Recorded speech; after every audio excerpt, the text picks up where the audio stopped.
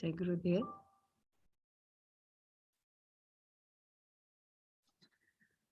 Om Sahana Vavatu Sahanau Bhunaktu Sahaviryankaravavahai Tejasvinavadhitamastu ma vidvishavahai.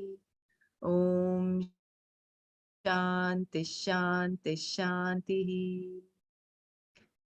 Narayanam Namaskritya Naram Chaiva Narottamam Devim Saraswatim Chaiva Tato Jayamudirayet.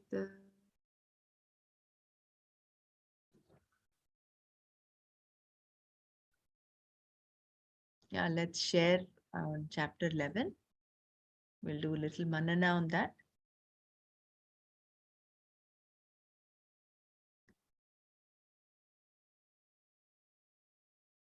So initially it is Sanjaya who's talking and describing Bhagavan in his Vishwarupa.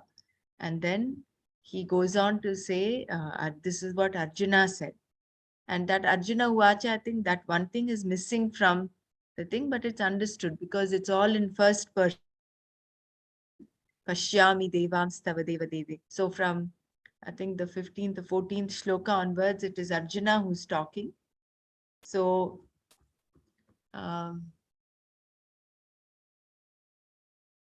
he is completely in awe of all that he's seeing, in wonderment. He sees.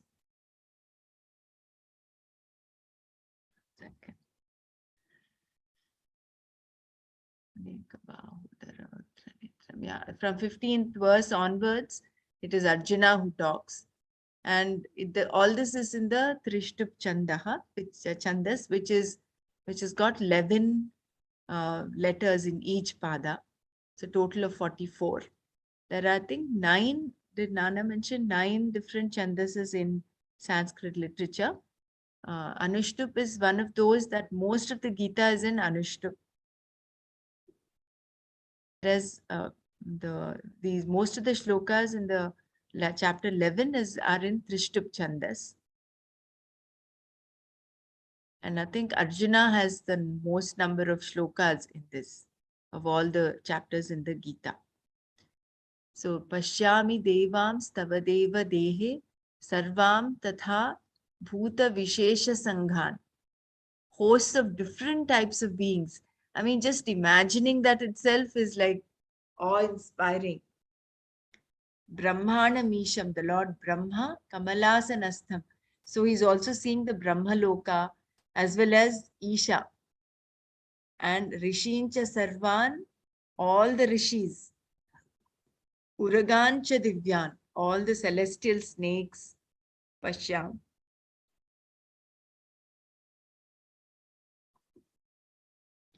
Then Aneka Bahudara Vaktra Netram, Pashyamitvam Sarvatonanta Rupam. One I see who has countless arms, stomachs, mouths, eyes. That itself is quite fearful to see. Wherever you see, whichever direction you see, you're seeing only this. From every quarter, Ananta Rupa, one with endless forms. Vishveshwara, O Lord of creation. Vishwarupa, Lord of the cosmic form. Nantam na madhyam na punaha adim. So there is no beginning, no end or middle. He's completely enveloped with the Vishwarupa. Then Kiritinam Gadinam Chakrinancha Tejo Rashim Sarvato Deeptimantam Pashyamitvam Durniriksham Samantat Deeptanarka Dyutir Maprameyam.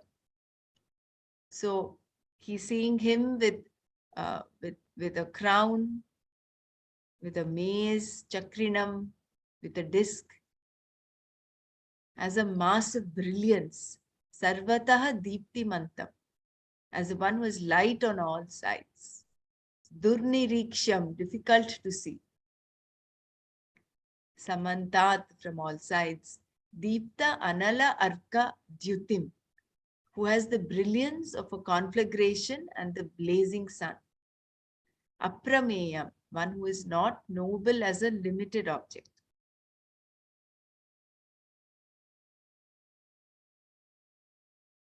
I see you as one who has a crown and a mace and a disc, as a mass of brilliance with light on all sides, therefore difficult to see from every angle.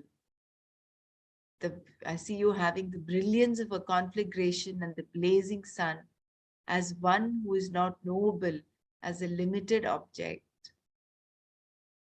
So suddenly his perception of Krishna has like changed, because till then he was only looking at Krishna as a Sakha, as a friend, as a relative, as a teacher. But now it is completely on a different scale altogether. Tvamaksharam paramam veditavyam tvamasya vishwasya param nidhanam tvamavyayah shashvatam dharma gopta sanatanastvam purusho matome. So it is my appreciation that you are imperishable, limitless Brahman, the one who is known, is to be known, Veditavyam, and you are the ultimate basis of this world. Asya Vishwasya Param Nidhanam, the ultimate basis, and Tvam Avyayaha, you are not subject to change, Shashvata Dharma Gopta, you're the protector of the perennially eternal laws. Tvam Sanatanaha, you're eternal. Sat api, that's what Nana said. Sat api na antaha. That is, although it is truth, it never has an end. That is sanatanaha. And puranaha is pura api navaha. Although it is ancient, it is ever new. And you are the protector of the perennially eternal laws. And you are eternal. You are the complete being. He is dharma. He is law. Anadi madhyantamananta viryam ananta bahum shashi surya netram pasyamitvam deeptahuta shavaktram swatejasa vishwamidam tapantam. I see you as one who has no beginning, middle, or end, with endless arms, the moon and the sun for your eyes, and a mouth like the blazing fire, who heats, energizes this world by his own light. Yeah. Anybody wants to share?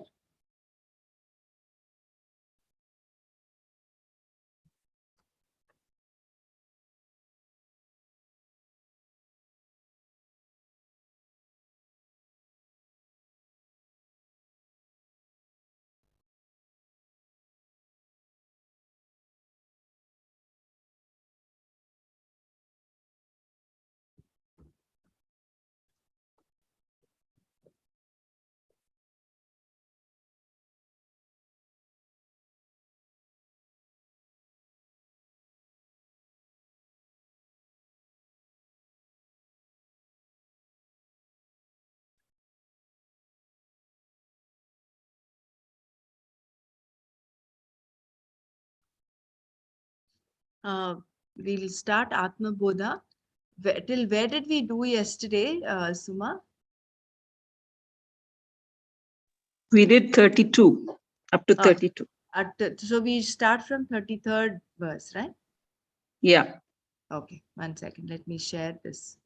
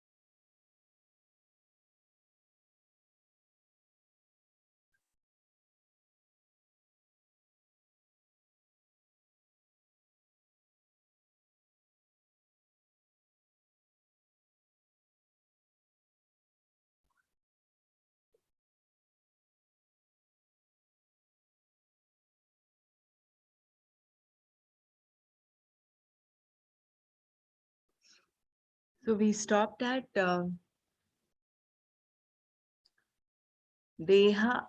Dehanyatvanna me janma Jarakarshalayadayah Shabdadi Vishayai Sango Nirindriyataya Nacha.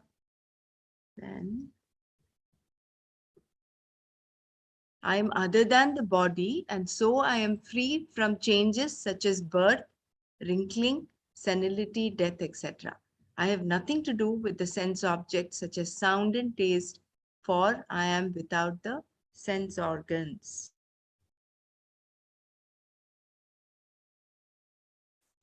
Then the 33rd verse. Amanastva me dukkha ragadvesha bhayadayah aprano hyamana shubhraha ityadi shruti shasanat. Amanastvat, because of not being the mind.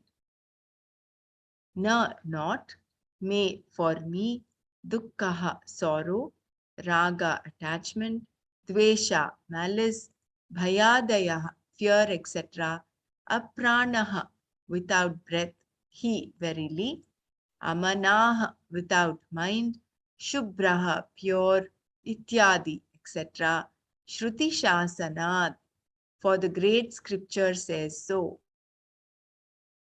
I am other than the mind, and hence I am free from sorrow, attachment, malice, fear, and fear.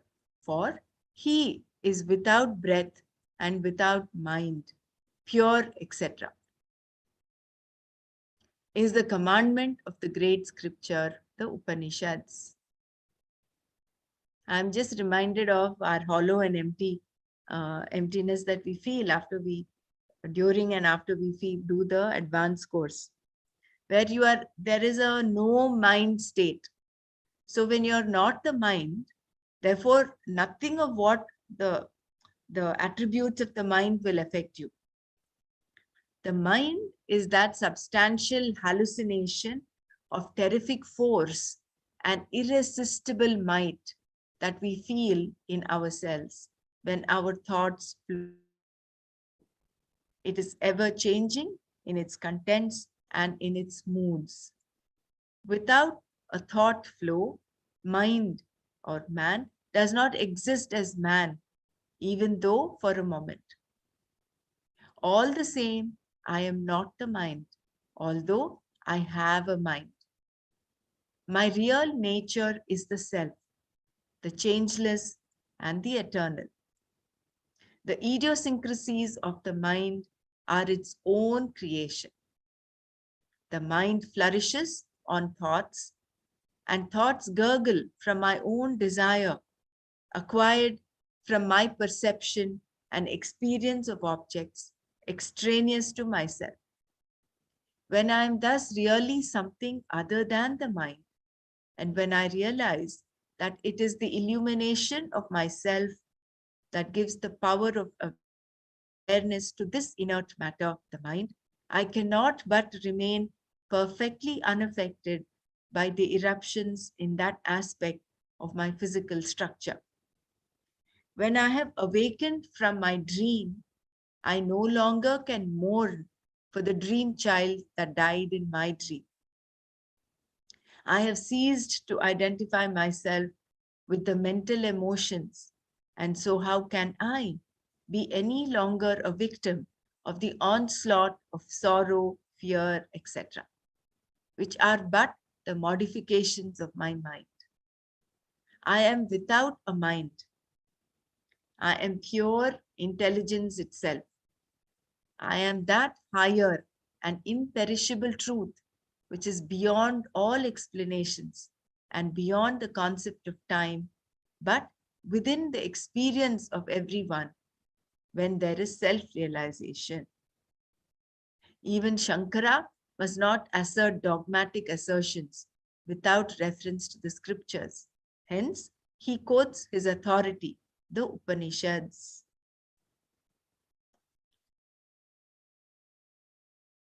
I'm here wondering, he talks of death, right? He doesn't, when you have awakened from my dream, I no longer can mourn for the dream child that died in my dream. So if we can extrapolate this into our waking existence right now, when we see people, when we hear of death around us, then also if we are able to, uh, perceive that as nothing but a death happening in our dream, then we would not be affected as much by um, the the news of the death, as against if we were caught up thinking all that is real. No, that is our sadhana, where we come from that space as a witness consciousness. The only, unfortunately, we are still into that dream. So just to visualize that we are not the dream, it's difficult. Yeah, that is why knowledge is important. This knowledge at the backdrop will uh, will help us stay. Um, that viveka comes in, where between the real and the unreal, that vichakshana comes in. No? Nirguno nishkriyo nityo nirvikalpo niranjanaha nirvikaro nirakaro nityamuktosmi nirmalaha. I think this is one of the most beautiful shlokas of the Atma Bodha. That's what Nana had mentioned, where Shankara's poetic excellence has come up here. He's used so many of these, all the words actually start with a ni. Yes, easy to remember also. Yeah. We Ni- can by heart and we can keep it in our mind like a, Correct. Correct. It's like a nice contemplative shloka. yeah, that tambura, we can have this shloka Yeah. Yeah. of mind. Correct. Nirgunaha without attributes, Nishkriyaha without actions, Nityaha eternal, Nirvikalpaha without any desire and thought,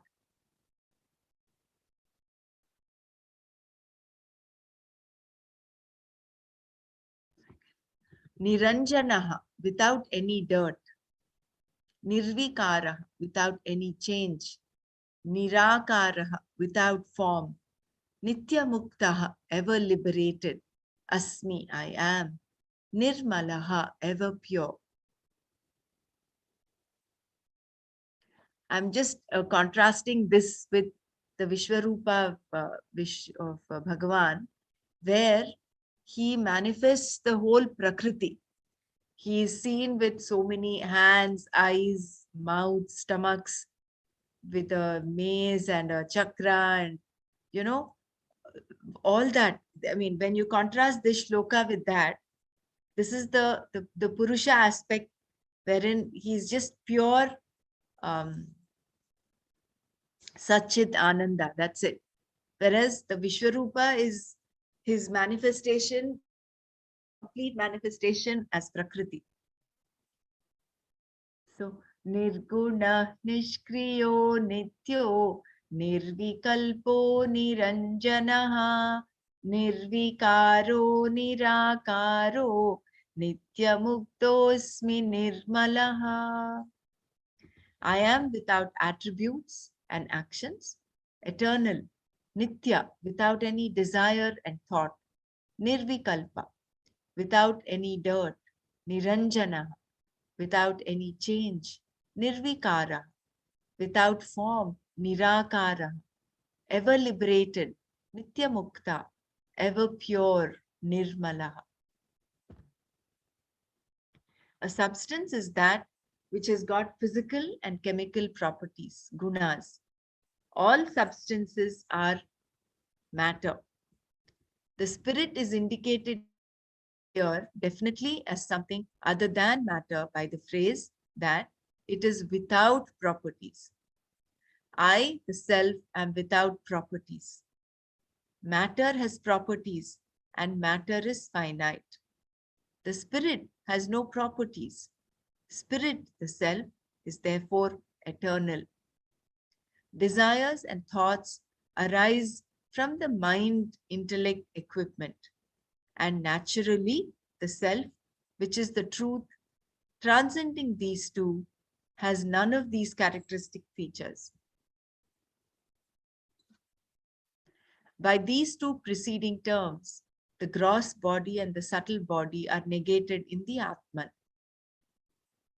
So too, the causal body is negated by the next term. It is dirtless, meaning bereft of all vasanas, immaculate. Such a truth, having all the above four aspects, must be one without any change and also without form. Naturally, it must be ever liberated and ever pure. When I have negative all the superimposed limitations, the one substratum on which hangs all this world of matter, the one awareness, asmi, which illumines all thoughts, stands itself gloriously alone, and I rediscover myself to be that. That is the changeless in the changing phenomena, like the gold in the ornaments, the mud in the pots, the immutable spirit. That real self of mine is formless and free, eternal and pure, and without attributes and action. Ahamakashavat sarvam bahirantargatochutaha sada sarvasama shuddho Sada sarvasama shuddho nissango nirmalo chalaha. Before I go to this one, the immaculate, that Niranjanaha is, he is completely pure, immaculate, without any dirt. No? The total vasanas constituting the avidya is the causal body. So he is negating the physical, the gross, subtle as well as the causal bodies.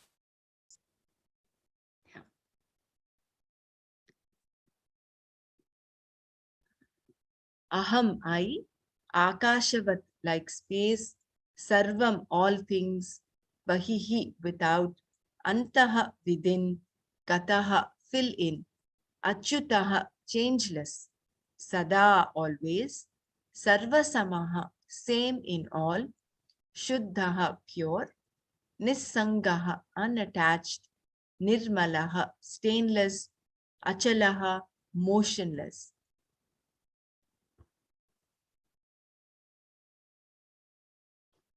Like the space, I fill all things within and without. Changeless and the same in all, at all times, I am pure, unattached, stainless, and motionless. The assertion of my real nature is continued. Space fills up all things in this world, and even that seemingly endless element of infinite expanse is a mere concept of the mind. That which is beyond time, space, and causality is the self in me, and this cannot be localized at any given part in this body. Also, space, akasha, allows things to exist in it, but itself never gets contaminated by the things which find their accommodation and existence in space. So too, the self, though it allows the perceptions of the non-self in it, is not contaminated by them. In the nature of my existence, I am eternal and immutable, and one and the same in all, and equally divine in all beings. I am the pure self, uncontaminated by the layers of matter around me, unattached, ever stainless. I am that all-pervading Brahman.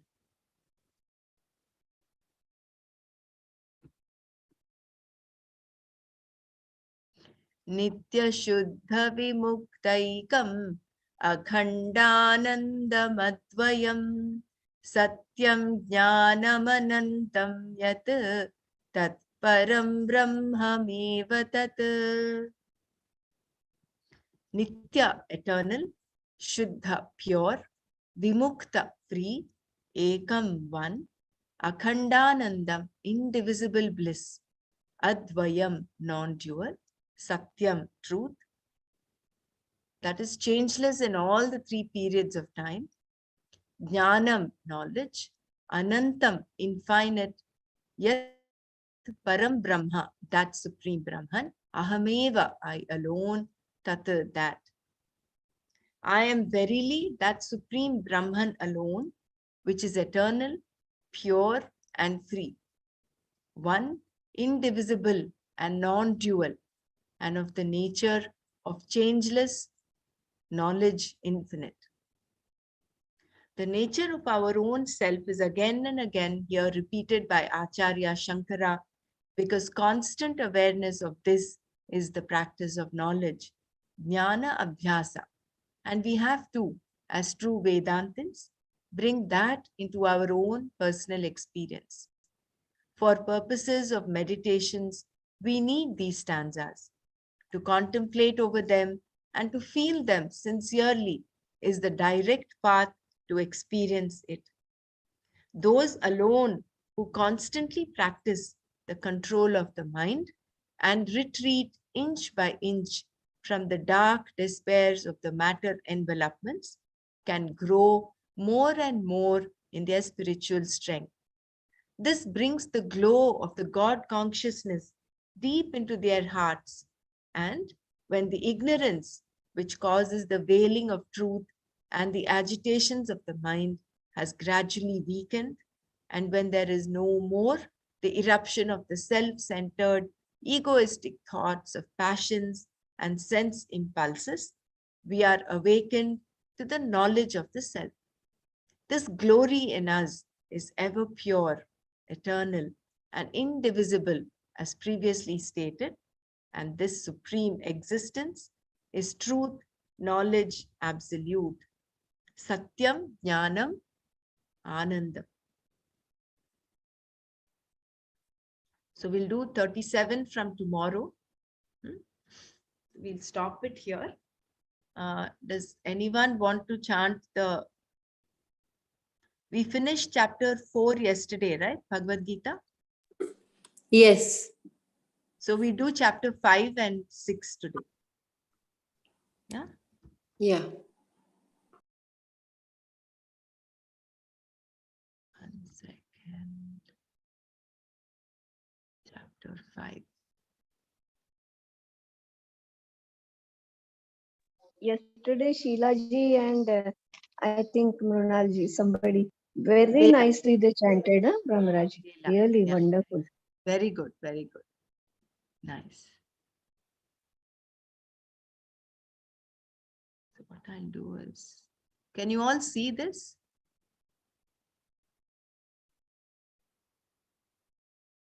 Yeah. Does anyone want to chant today?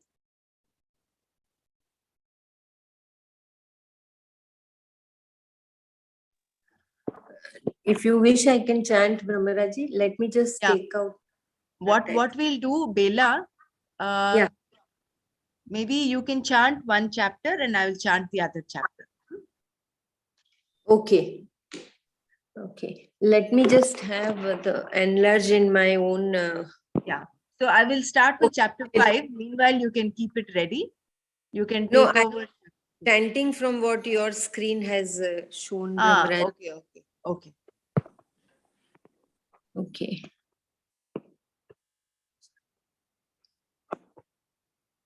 Om Shri Paramatmane Namaha. Panchamodhyayah Karma Sannyasa Yogaha. Arjuna Uvacha Sannyasam Karmanam Krishna Punaryogam Cha Shansasi Yachreya Etayorekam Tanme Bruhi Sunishitam. 1 minute. 1 minute. I request, I mean, I think everyone must be doing it, but just that as one is chanting, let's all also chant. We're all muted. Those of us who can follow the Sanskrit, let's follow that. Otherwise, there is the English version also below that. So let's also chant by Can how we much unmute ever we can. everyone, or it will be like a No, no, let's not unmute. Then it will become cacophonic. You okay. will only the one who is chanting will be unmuted. Otherwise, everyone else can chant by themselves, keeping themselves muted. Go ahead, Bella. Yeah, we have to scroll, my dear. The second stanza.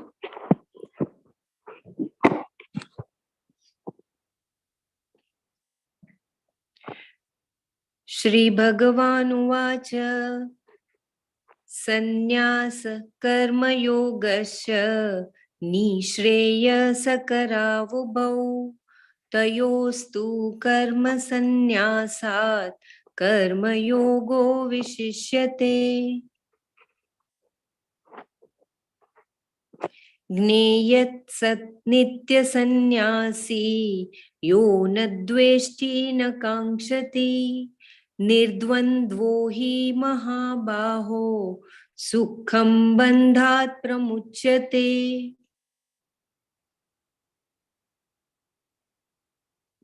सांख्ययोगौ पृथक् बालाः प्रवदन्ति न पण्डिताः एकमप्यास्थितः सम्यक् गुभयोर्विन्दते फलम्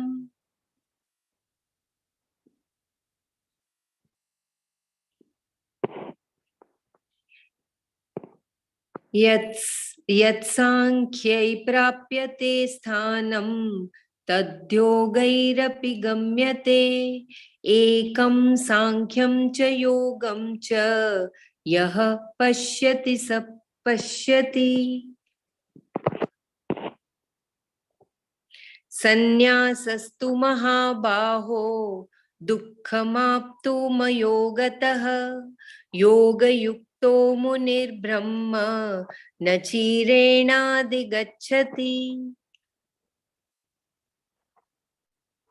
योगयुक्तो विशुद्धात्मा विजितात्मा जितेन्द्रियः सर्वभूतात्मभूतात्मा कुर्वन्नपि न लिप्यते नैव किञ्चित् करोमीति युक्तो मन्येत तत्त्ववित् पश्य शृण्वन् स्पृशत् छिन्नं Pashyan, Shrinvan, Sprishan, Jignan, Ashnan, Gachan, Swapan, Shwatan. पंश्वसन् प्रलपन् विसृजन् गृहन् अन्मिषन् निमिषन्नपि इन्द्रियाणीन्द्रियार्थेषु वर्तन्त इति धारयन्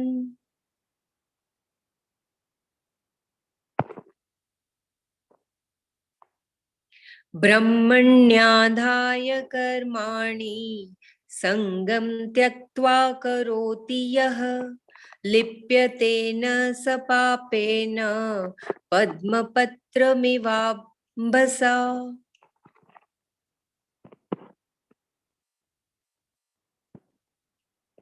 कायेन मनसा बुद्ध्या केवलैरिन्द्रियैरपि योगिनः कर्म कुर्वन्ति सङ्गं त्यक्त्वात्मशुद्धये युक्तः कर्मफलं त्यक्त्वा शान्तिमाप्नोति नैष्ठिकीम् अयुक्तः कामकारेण फले सक्तो निबध्यते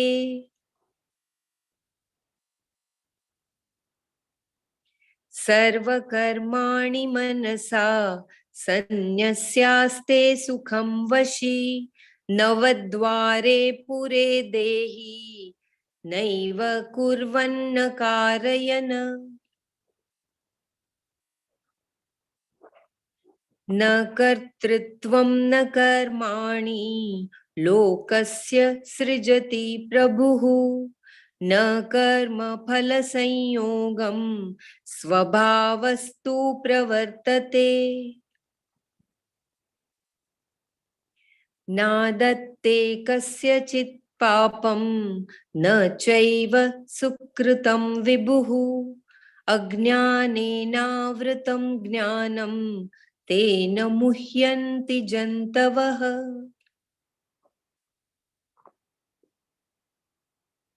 ज्ञानेन तु तदज्ञानं येषां नाशितमात्मनः तेषामादित्यवज्ञानं प्रकाशयति यत्परम् तद्बुद्धयस्तदात्मानं तन्निष्ठास्तत्परायणाः गच्छन्त्य पुनरावृत्तिर्ज्ञाननिर्धूतकल्मषाः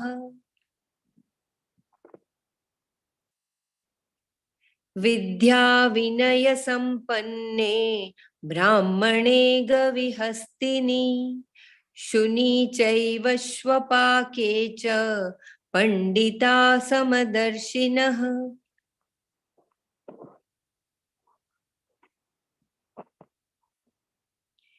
इहैव तैर्जितः सर्गो येषां साम्ये स्थितं मनः निर्दोषं हि समं ब्रह्म तस्माद् ब्रह्मणि ते स्थिताः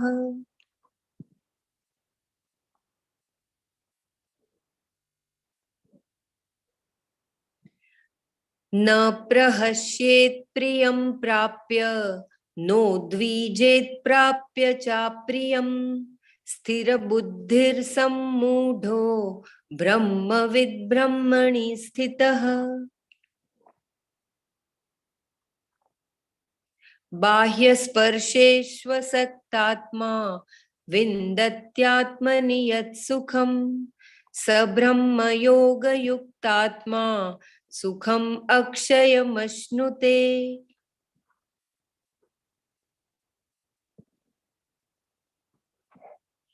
ये हि संस्पर्शजा भोगा दुःखयोनय एव ते आद्यन्तवन्तः कौन्तेय न तेषु रमते बुधः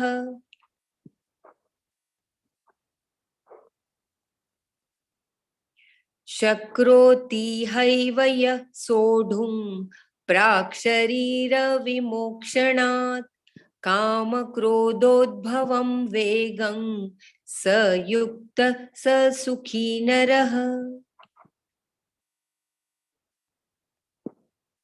योऽन्तः सुखोऽन्तरारात्मंस्तथान्तर्ज्योतिरेव यः स योगी ब्रह्मनिर्वाणं ब्रह्मभूतोऽधिगच्छति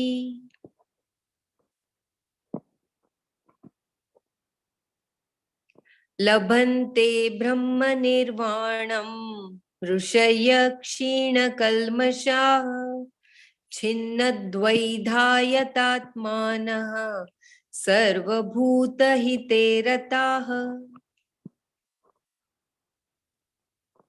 कामक्रोधवियुक्तानां यतीनां यतचेतसाम् अभीतो ब्रह्मनिर्वाणं वर्तते विदितात्मनाम्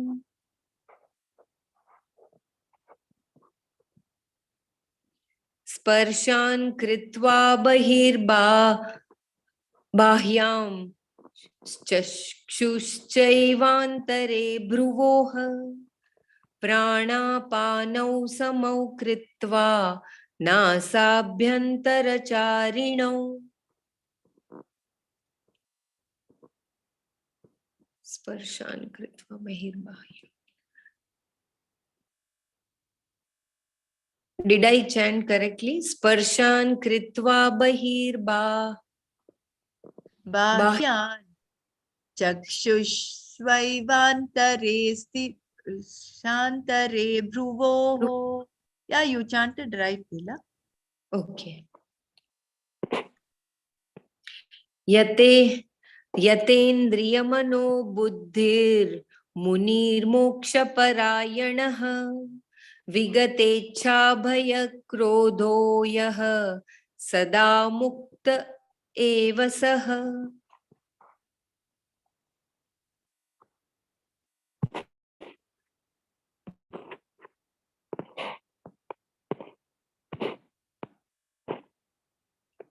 भोक्तारं यज्ञतपसां सर्वलोकमहेश्वरं सुहृदं सर्वभूतानां ज्ञात्वा मां शान्तिमृच्छति.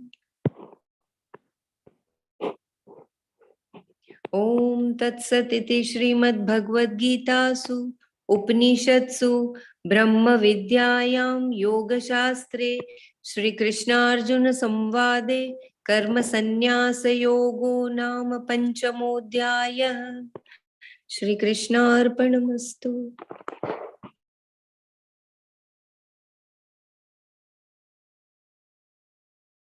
अथ षष्ठमोऽध्यायः ध्यानयोगः. श्रीभगवानुवाच अनाश्रितः कर्मफलं कार्यं कर्म करोति यः स सन्न्यासी च योगी च न निरग्निर्न चाक्रियः. यं सन्न्यासमिति प्राहुः योगं तं विद्धि पाण्डव न ह्यसन्न्यस्तसङ्कल्पो योगी भवति कश्चन. आरुरुक्षोर्मुनेर्योगं कर्म कारणमुच्यते योगारूढस्य तस्यैव शमः कारणमुच्यते. यदा हीनेन्द्रियार्थेषु न कर्मस्वनुषज्यते सर्वसङ्कल्पसन्न्यासी योगारूढस्तदोच्यते. उद्धरेदात्मनात्मानं नात्मानमवसादयेत् आत्मैव ह्यात्मनो बन्धुः आत्मैव रिपुरात्मनः. बन्धुरात्मात्मनस्तस्य येनात्मैवात्मना जितः अनात्मनस्तु शत्रुत्वे वर्तेतात्मैव शत्रुवत्.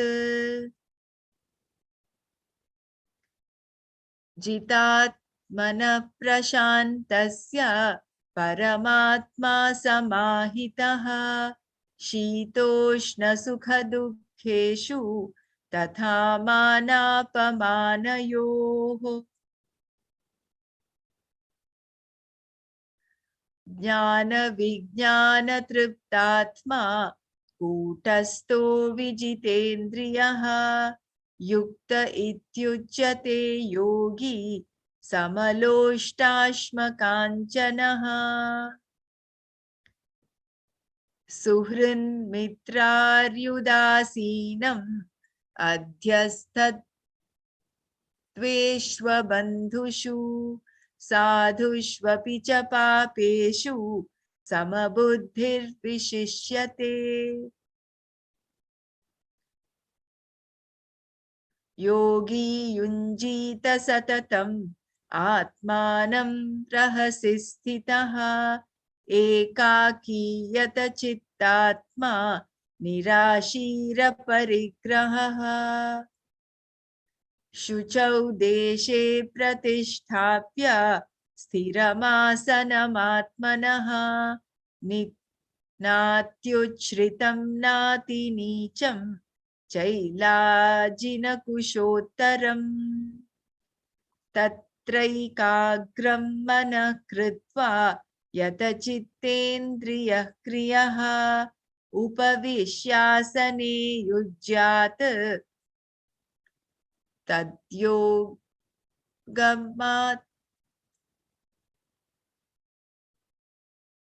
योगमात्मविशुद्धये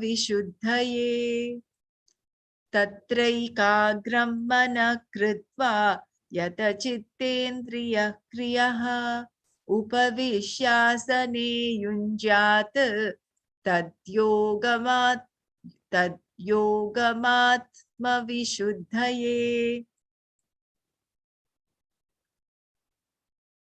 समं कायशिरो ग्रीवं धारयन्नचलं स्थिरः सम्प्रेक्ष्य नासिकाग्रं स्वं दिशश्चान्नवलोकयन् प्रशान्तात्मा विगतभीः ब्रह्मचारिव्रते स्थितः मनः संयम्य मच्चित्तः युक्त आसीत मत्परः युञ्जन्नैवं सदात्मानं योगी नियतमानसः शान्तिर्निर्वाणपरमां मत्संस्थामधिगच्छति नात्यश्नतस्तु योगोऽस्ति न चैकान्तमनश्नतः न चातिस्वप्नशीलस्य जाग्रतो नैव चार्जुन युक्ताहारविहारस्य युक्तचेष्टस्य कर्मसु युक्तस्वप्नावबोधस्य योगो भवति दुःखः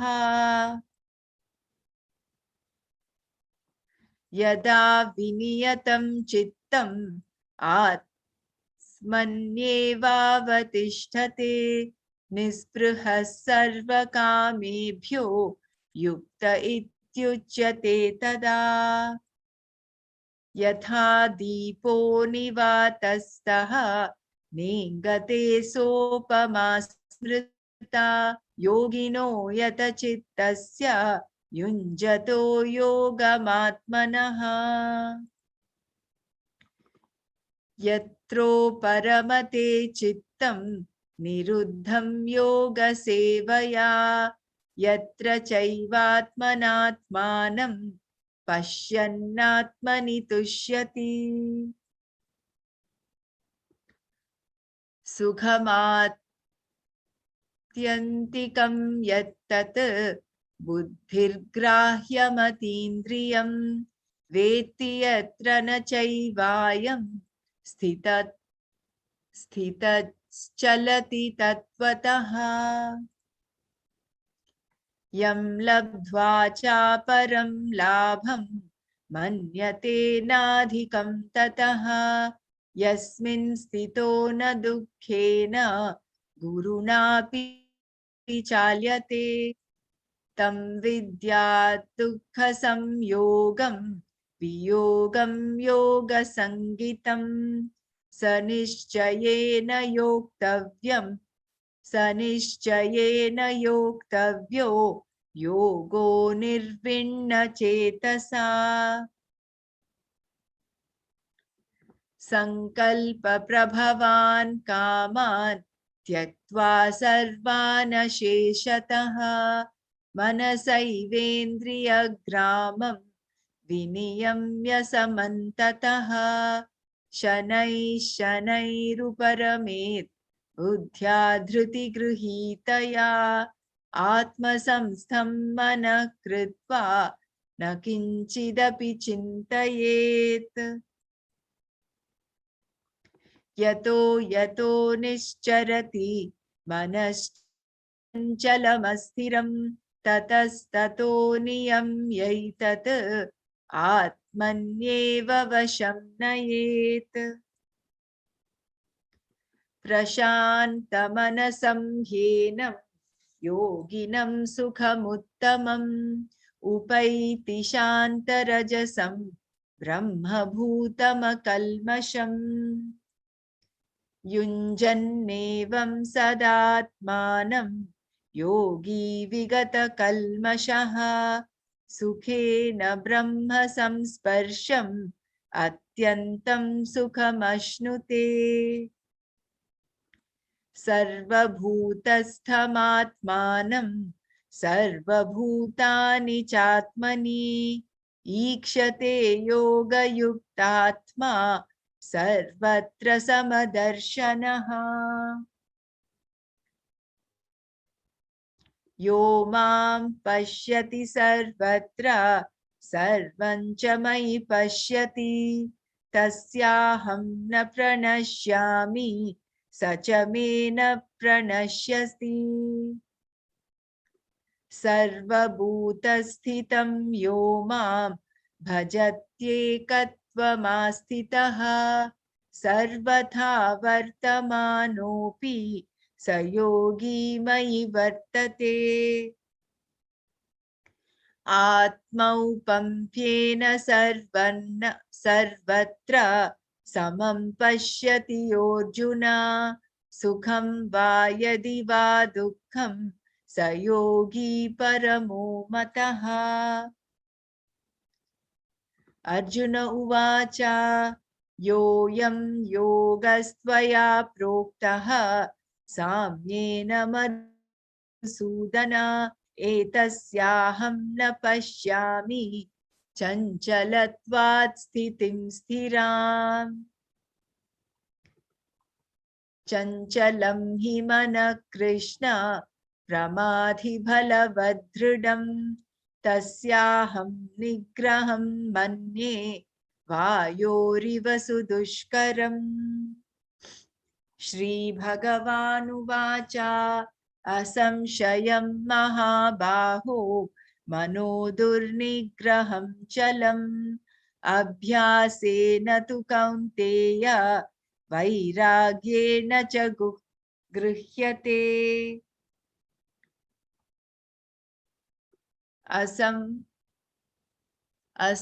असंयतात्मना योगो दुष्प्राप्य इति मे मतिः वश्यात्मना तु यतता शक्यो वाप्तुमुपायतः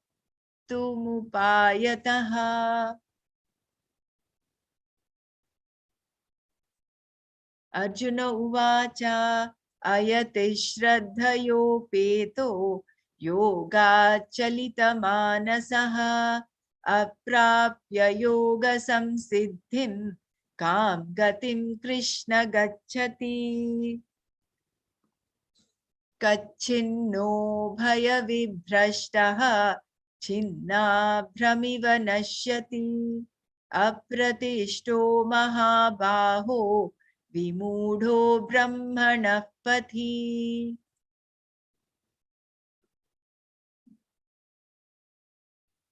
एतन्मे संशयं कृष्ण चेतुमर्हस्य शेषतः त्वदन्यः संशयस्यास्य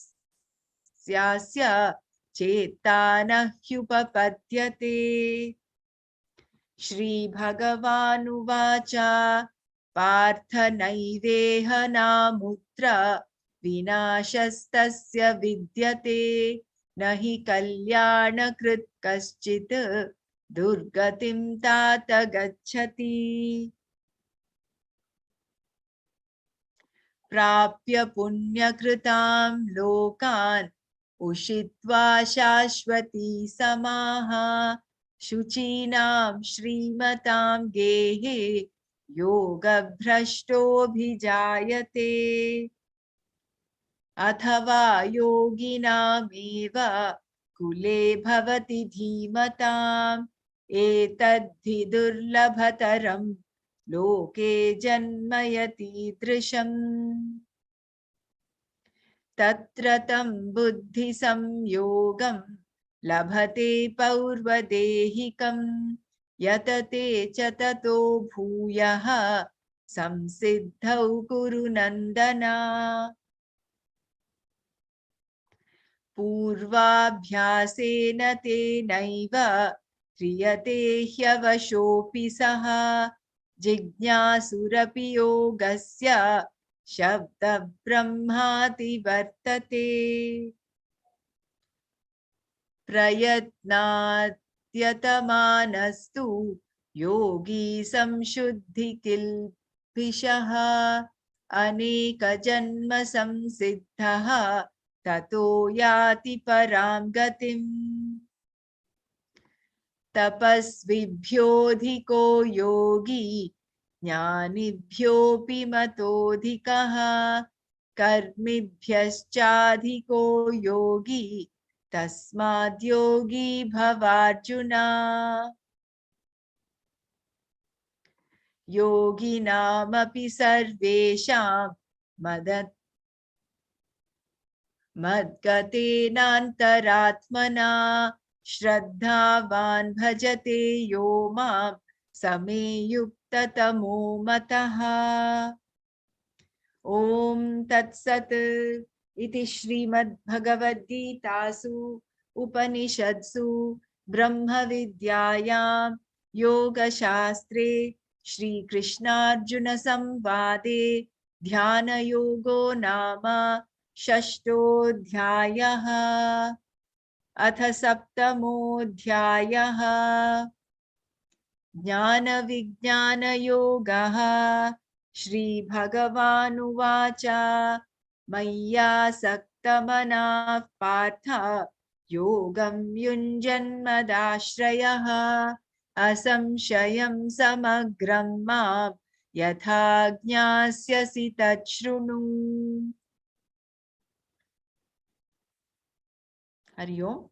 We'll stop here and we'll continue chapter 7 and 8 tomorrow. Let me know if anyone wants to chant. You can mention there in the group or send a personal message and then we'll take it up. Om Loka Samasta Sukhino Bhavantu. Om Shanti Shanti Shanti. Sarvam Krishnarpanamastu. Jai Gurudev. Jai Gurudev. Dhanyavad.